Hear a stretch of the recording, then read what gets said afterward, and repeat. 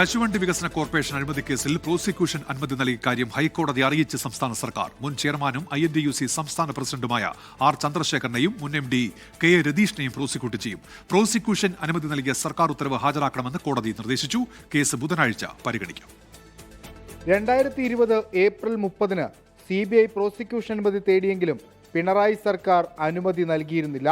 കശുവണ്ടി ഇറക്കുമതിയുമായി ബന്ധപ്പെട്ട് അഴിമതി നടന്നിട്ടില്ലെന്നായിരുന്നു കഴിഞ്ഞ സർക്കാർ 3 തവണ ഹൈക്കോടതിയെ അറിയിച്ചത്. ഒടുവിൽ നിയമോപദേശത്തിന്റെ അടിസ്ഥാനത്തിലാണ് പ്രോസിക്യൂട്ട് ചെയ്യാനുള്ള പുതിയ സർക്കാരിന്റെ അനുമതി. R ചന്ദ്രശേഖരൻ, KA രതീഷ് എന്നിവരെ പ്രോസിക്യൂട്ട് ചെയ്യാൻ അനുമതി നൽകിയ കാര്യം സംസ്ഥാന സർക്കാർ ഇന്ന് ഹൈക്കോടതിയെ അറിയിച്ചു.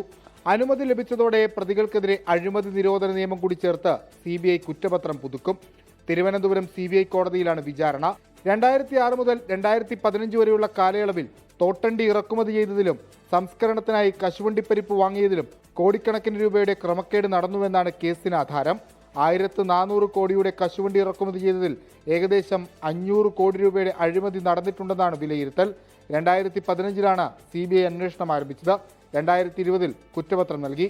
ഇനി വിചാരണയുടെ നാളുകൾ. വിഷ്ണു സുരേഷ്, 24 കൊച്ചി.